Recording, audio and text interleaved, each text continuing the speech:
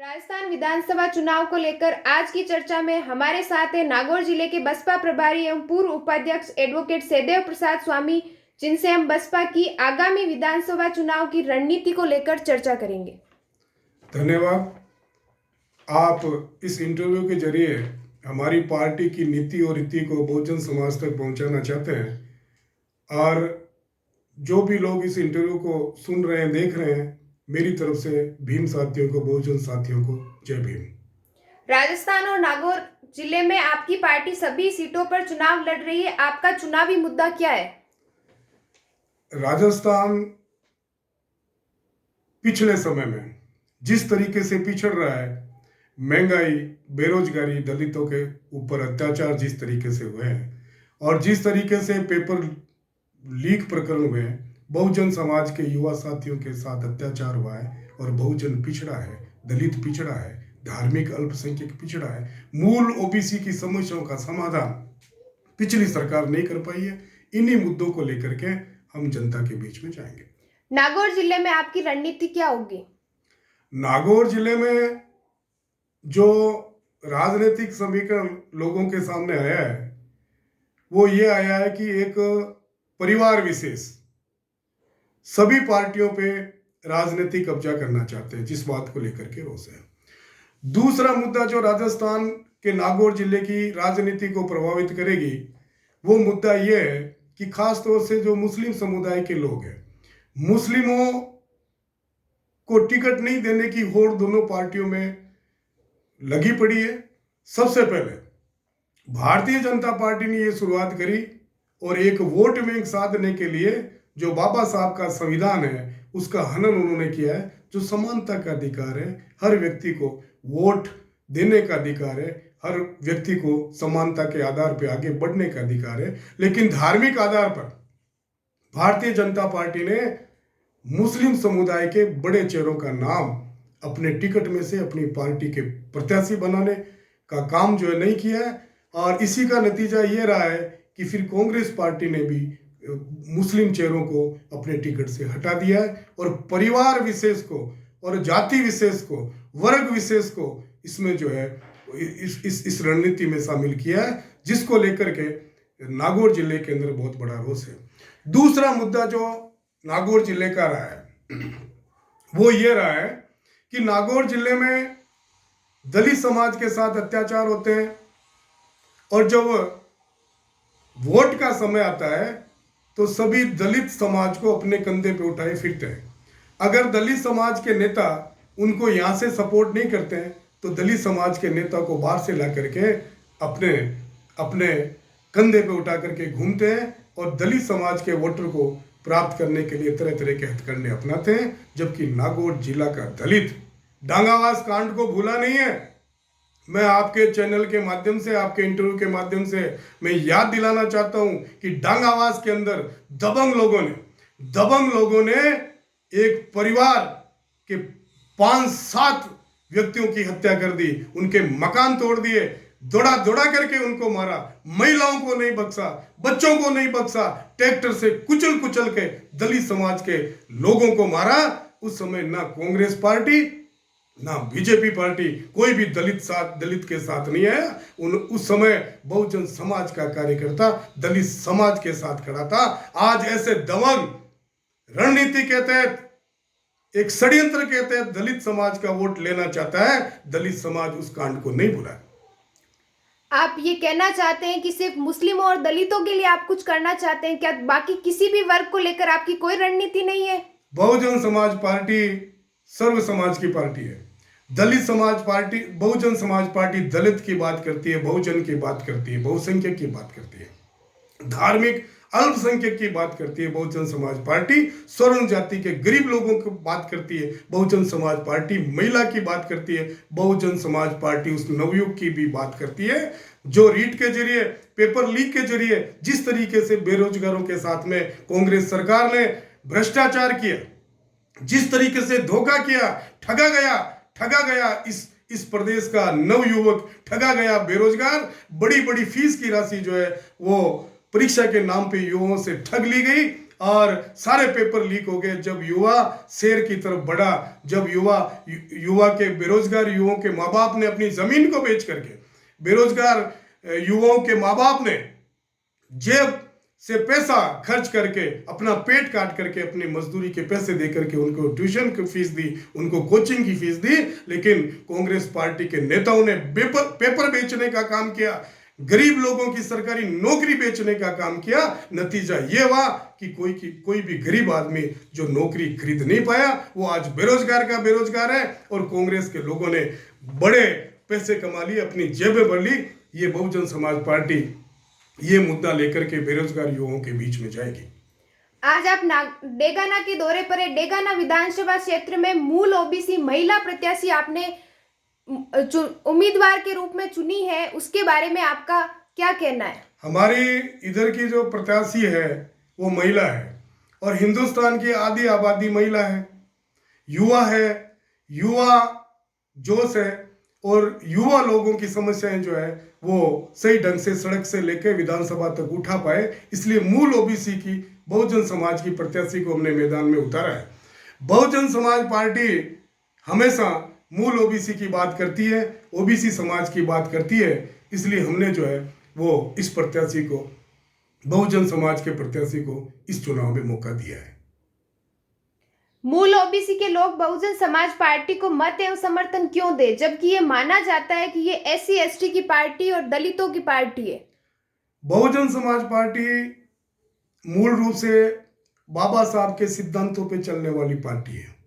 बाबा साहब ने सबसे पहले दलितों पिछड़ों की बात की और संविधान के जरिए उनको समानता का हक और अधिकार दिया। सबसे पहले बाबा साहब ने एससी एसटी समुदाय के साथ साथ पिछड़ों और अति पिछड़ों की बात भी की और संविधान में प्रोविजन किया। उसके बाद में मान्यवर कांसीराम जी, जिन्होंने बहुजन समाज पार्टी की स्थापना करी, मान्यवर कांसीराम जी ने वीपी सिंह गवर्नमेंट के खिलाफ धरना दिया।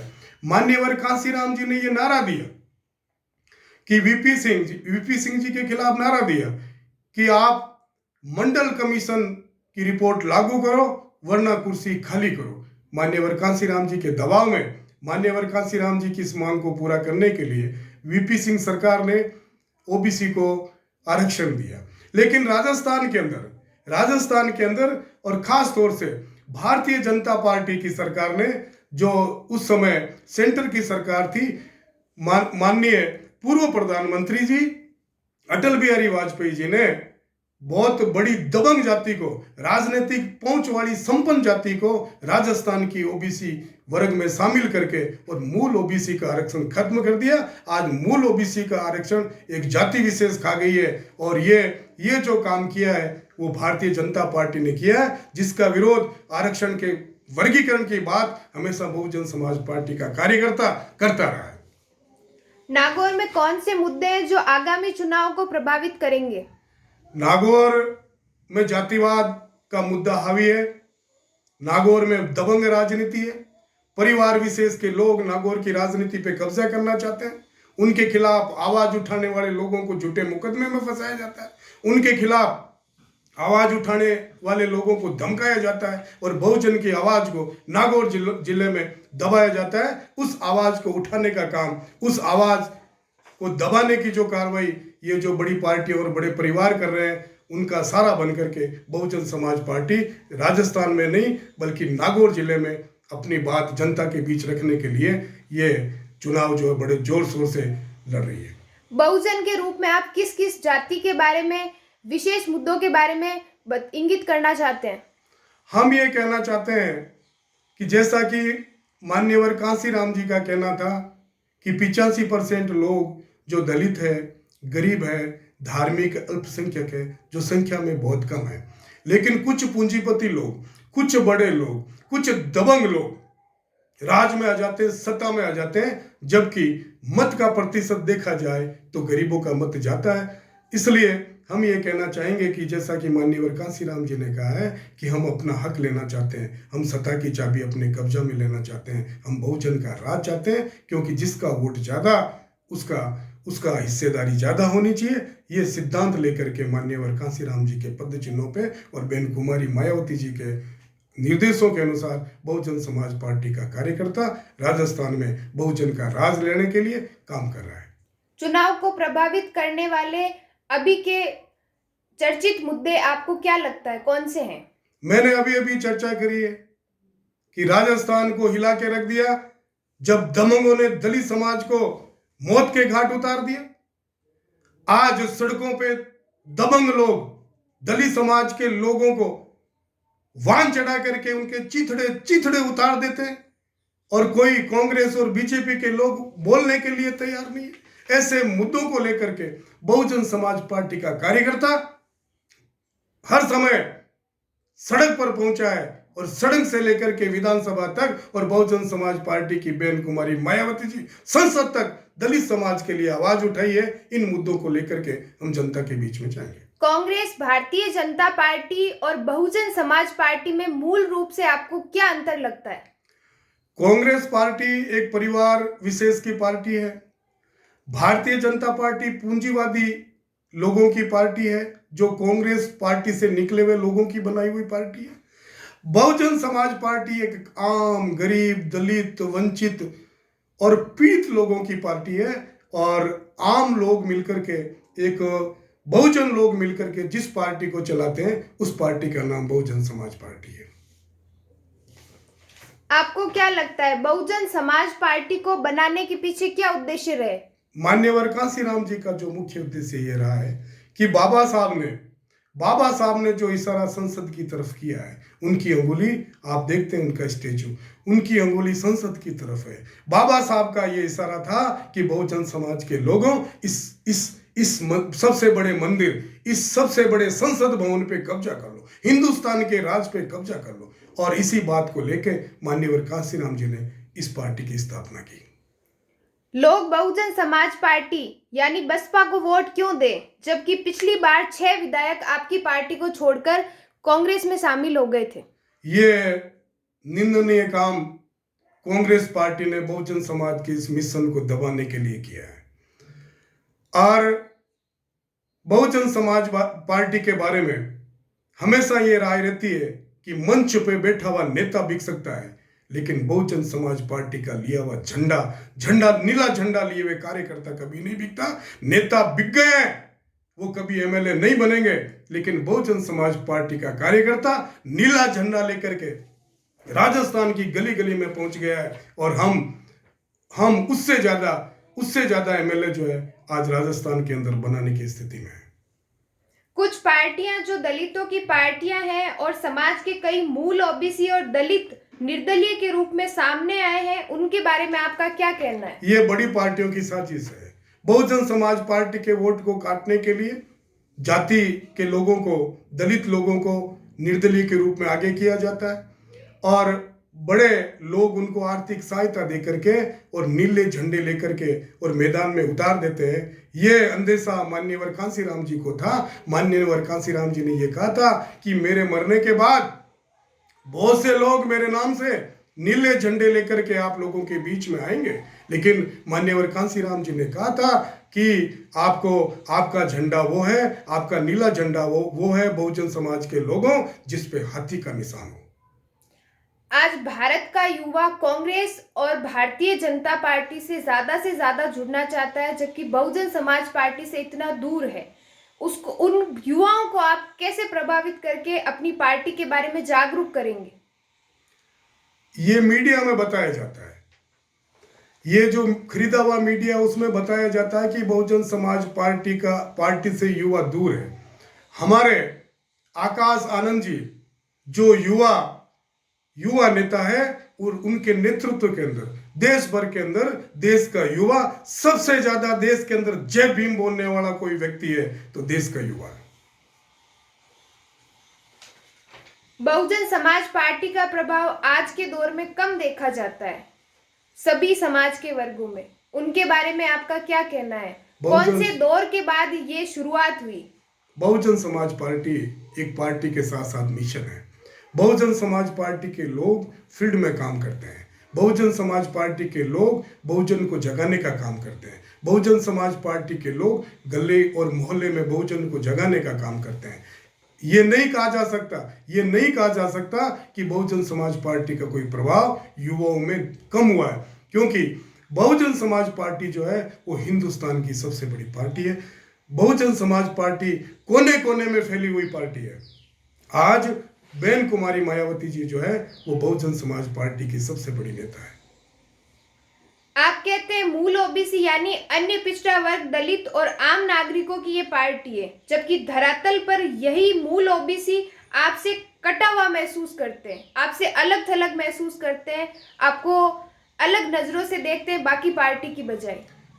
मूल ओबीसी के लोगों को भारतीय जनता पार्टी ने गलत समझाया है, जबकि जैसा कि मैंने इस इंटरव्यू के जरिए चर्चा की है कि मूल ओबीसी को जो आरक्षण दिलाने का काम वो मान्यवर कांसीराम जी की आवाज पे हुआ था, और मूल ओबीसी और पिछड़ा वर्ग की बात और उनके हितों के संरक्षण की बात सबसे पहले बाबा साहब अम्बेडकर जी ने उठाई थी। ऐसी स्थिति में अगर देखा जाए तो मूल ओबीसी को काटने का काम भारतीय जनता पार्टी सरकार ने किया है। वाजपेयी जी ने अपनी एक सीकर सीट के लिए एक ऐसी घोषणा कर दी कि राजस्थान के अंदर मूल ओबीसी के साथ साथ बड़ी जातियों को आरक्षण दे दिया गया है। आज स्थिति ये हुई है कि मूल ओबीसी का आदमी एक पंचायत में पंच नहीं बन सकता, मूल ओबीसी का आदमी एक नौकरी नहीं ले सकता। सभी के सभी नौकरियों पे कब्जा जो है वो दबंग जाति के ओबीसी के लोगों ने कर लिया है। ये विश्वासघात बहुजन समाज पार्टी के जो मूल ओबीसी के लोग हैं वो ये विश्वासघात भारतीय जनता पार्टी ने हमारे समाज के लोगों के साथ किया है। आज की जो युवा है वो भारतीय जनता पार्टी, जैसा कि आप बोल रहे हैं, उनके प्रभाव में आकर अपने मूल पद से, जो मूल पार्टी है जिसमें उनको जगह मिल सकती है, उससे भटक रहे हैं। उनको आप कैसे जागरूक करोगे, कैसे आप उनको जोड़ोगे? हम उनके लिए, हमारा जैसा कि मैंने बताया कि बहुजन समाज पार्टी एक मिशन है। हम केडर के जरिए, हम घर घर जा करके, हम सोशल मीडिया के जरिए, हम हर तरीके से जो प्रचार प्रसार के जो माध्यम वर्तमान युग में हैं उन तरीकों से जो है वो बहुजन समाज के युवाओं को जगाने का काम कर रहे हैं। आप एक शिक्षित राजनेता हैं। आप आज के युवा जिनसे अगर हम कभी भी करियर के बारे में बात करें तो वो ये कहेंगे कि उनको आईएएस बनना है, आरएस बनना है, उनको सरकारी नौकरियों में जाना है, रेलवे में जाना है। कोई भी युवा ये बात नहीं कहता कि हमें राजनीति में जाना है। आप उस युवा को राजनीति में उतार रहे हैं आज अपने डेगाना के उम्मीदवार के रूप में। उसी युवा को और उन जैसे युवाओं को आप कैसे राजनीति में लाएंगे और उनको ला करके प्रोत्साहित करेंगे राजनीति की तरफ? सत्ता की जो चाबी है और सत्ता का जो खजाना है और जो बहुजन समाज को आगे लाने का जो माध्यम है वो राज है। जब तक युवा राजनीति में नहीं आएगा, जब तक युवा बहुजन समाज से नहीं जुड़ेगा, जब तक युवा एमएलए एमपी बन करके भारतीय संसद और विधानसभा में नहीं जाएगा, जब तक बहुजन समाज के लोगों का राज नहीं आएगा, तब तक इन दबंग लोगों के हाथ में सत्ता की चाबी रहेगी और दलित ऐसे ही पिसता जाएगा। मैं युवाओं से कहना चाहता हूं कि आप बहुजन समाज पार्टी से जुड़ करके और बेन कुमारी मायावती जी को समर्थन दे करके बहुजन समाज पार्टी को मजबूत बना करके, और जो सत्ता की चाबी है, जो बहुजन समाज का राज है, और बेन कुमारी मायावती जी को इस देश का प्रधानमंत्री बनाने का जो काम है वो युवा करे, ये मैं संदेश इस इंटरव्यू के माध्यम से देना चाहूंगा। आपको क्या लगता है एमएलए एमपी की औसत आयु क्या होनी चाहिए आज के इस दौर में? जैसा नौकरियों के अंदर रिटायरमेंट का जो नियम है उसी तरीके से जो है वो एमपी एमएलए की जो आयु है वो सरकार के द्वारा कानून बना के निर्धारित करनी चाहिए। आपको क्या लगता है जो औसत उम्र से बड़ी उम्र के राजनेता जो आज सत्ता में बैठे हैं, परिवार दर परिवार आगे बढ़ रहे हैं, और उस आयु वर्ग के लोग जिनकी 60-65 साल से ऊपर उम्र हो चुकी है, वो आज राजनीति में सत्ता में बैठे हैं, वो नीतियां बना रहे हैं, वो आज युवा के लिए कितनी प्रभावी है? युवा जो है वो हिंदुस्तान की आधी आबादी है। हर पार्टी में युवाओं को प्रोत्साहित किया जाना चाहिए, प्रोत्साहन होना चाहिए, ताकि युवा लोग ये महसूस कर सके कि उनके सामने देश में क्या समस्याएं आ रही है, और युवा वर्ग जो है वो देश हित में, युवाओं के हित में, क्योंकि देश के भावी कर्णधार जो है वो युवा होते हैं, और युवा अगर आगे बढ़ेगा तो देश आगे बढ़ेगा, प्रदेश आगे बढ़ेगा। ऐसी स्थिति में मेरी ये स्पष्ट राय है कि युवाओं को राजनीति में आगे लाना चाहिए, और जो बड़े लोग, बड़ी उम्र के लोग जो परिवारवाद के माध्यम से जो बड़े उच्च पदों पे आसीन हैं, उसमें ये गलत नहीं है कि आपके परिवार के लोग अगर अच्छे योग्य युवा है तो उनको आगे लाए, लेकिन आप जो है सत्ता पे कब्जा नहीं करें। आप सभी युवाओं को समान रूप से जो है वो हक अधिकार दें और समान रूप से मौका दें। जैसा आपने बताया, नागौर में पारिवारिक राजनीति ज्यादा है, पीढ़ी दर पीढ़ी ज्यादा है। आज जो आम परिवार का बच्चा है वो अगर राजनीति में आना चाहता है तो आप उनको राजनीति में कैसे उतारेंगे? बतौर राजनीति में भ्रष्टाचार और पैसे का बोलबाला बहुत हो गया है, और राजनीति के अंदर जो भ्रष्टाचार और जिस तरीके की स्थिति जो है नागौर जिले में और राजस्थान में बनी है, और जातिवाद से जो राजनीति उभर नहीं रही है, उसके बारे में मेरी राय यह है कि संगठन के जरिए बहुजन सब आपस में जुड़ेगा। 85% बहुजन जब आपस में जुड़ेगा, और जिस तरीके से बहुजन समाज पार्टी की ये नीति और रीति रही है कि बहुजन समाज पार्टी के लोग मिलकर के संगठन के जरिए, कैडर के जरिए, जन जागरण के जरिए राज में और सत्ता में आना चाहते हैं, वो ही एकमात्र तरीका है कि युवा इस राजतंत्र पर कब्जा कर सकता है। राजनीति को एक गंदी तरीके से देखा जाता है। राजनीति के साथ एक शब्द जो सबसे ज्यादा काम में लिया जाता है वो है गंदी राजनीति, जिसमें उतरने से आज का युवा सबसे ज्यादा डरता है। उस डर को, उस भय को आप कैसे कम करोगे? राजनीति गंदी नहीं है। राजनीति को गंदी भारतीय जनता पार्टी और बीजेपी की जो पार्टियां हैं, इन लोगों ने सत्ता के मदहोश में इन्होंने पैसे कमा करके भ्रष्टाचार के, और इन्होंने इस राजनीति को गंदा कर दिया है। इस राजनीति को स्वच्छ करने के लिए, क्योंकि ये वोटों की गणित है, जिसके पास ज्यादा वोट है वो सत्ता में आएगा। बहुजन के पास ज्यादा वोट है। इसमें सबसे बड़ा जो है वो गंदगी इस बात को लेके हुई है कि बहुजन समाज के आदमी शराब के प्रभाव में, पैसे के प्रभाव में डरा करके, मुकदमे का भय दिखा करके उनको दबाया जाता है, कुचला जाता है, भ्रष्टाचार किया जाता है। बहुजन समाज को ये संभलना होगा, और बहुजन समाज पार्टी लोगों को ये महसूस करना होगा, और उनको वोट देने का तरीका जानना होगा, क्योंकि वोट देने के लिए, मत पेटी में वोट डालने के लिए गुप्त मतदान होता है। उसमें किसी भी तरह की किसी भय और किसी भी प्रभाव में आने की आवश्यकता नहीं है। जिस दिन बहुजन समाज पार्टी का कार्यकर्ता स्वतंत्र रूप से अपने मत का प्रयोग करना सीख जाएगा, उस दिन ये गंदी राजनीति नहीं रहेगी, और देश का युवा राजनीति की तरफ भागेगा और राज बनाएगा। आखिरी सवाल, राजस्थान में किसको बहुमत मिलेगा? राजस्थान में किसी को बहुमत नहीं मिलेगा। राजस्थान के अंदर बहुजन समाज पार्टी के अलावा कोई भी पार्टी राजस्थान का राज नहीं बना पाएगी।